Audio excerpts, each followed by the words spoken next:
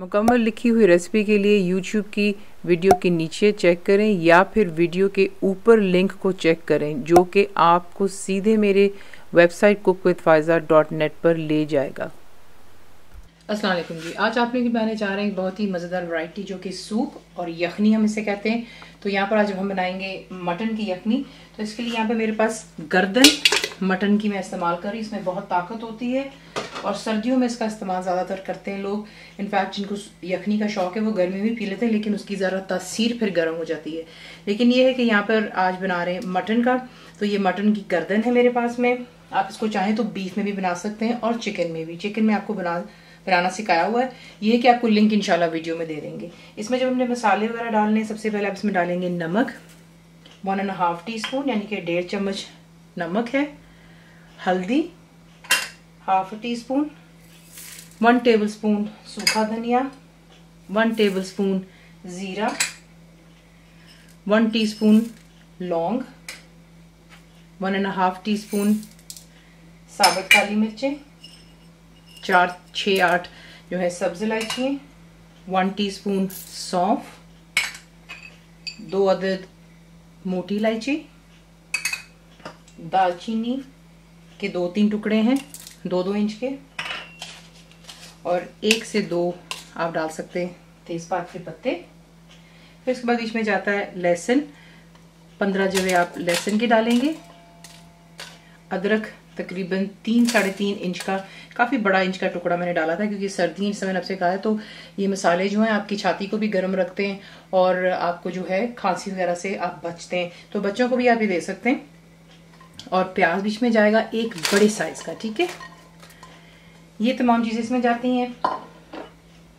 पानी में इसमें इस्तेमाल कर रही हूँ 10 कप कितना पानी है, मेजरिंग जग जो होता है उससे कर मैं इसमें डाल रही हूँ पानी।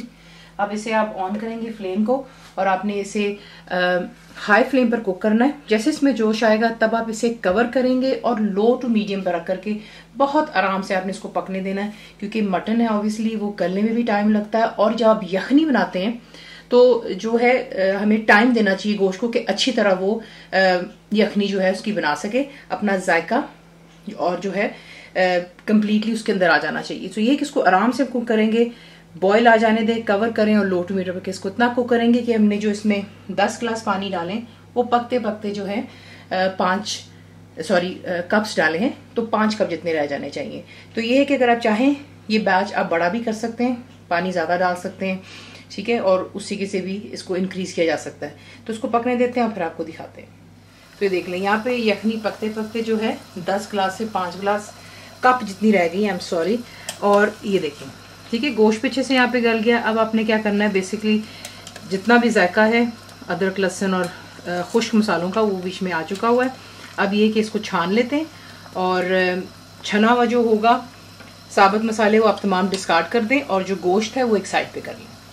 तो ये देख लें यहाँ पे जो है मैंने यखनी को छान लिया और जो साबुत मसाले थे मैंने डिस्कार्ड कर दिए और जो गोश्त है गर्दन का वो मैं तमाम इसमें ऐड कर रही हूँ।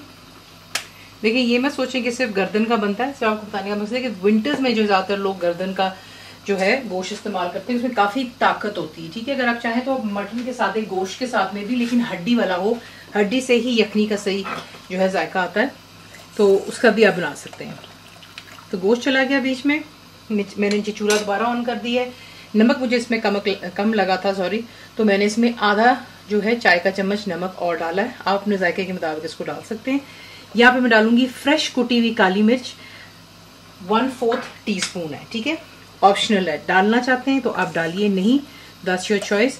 ये डालने के बाद फ्लेम मैंने हाई पर रखा हुआ है और सिर्फ 1 से 2 इसमें उबाले आ जाने दें। जैसे ही इस तरह बॉइलिंग तो उसके बाद जो है 1-2 मिनट देंगे इसको हाई फ्लेम पर और फिर इसको करते हैं डिश आउट। तो देख लें, इसी के साथ इसको सर्व करते हैं, बोल में सर्व कर सकते हैं, बीच में गोश्त के ये चंक्स डालकर, ठीक है।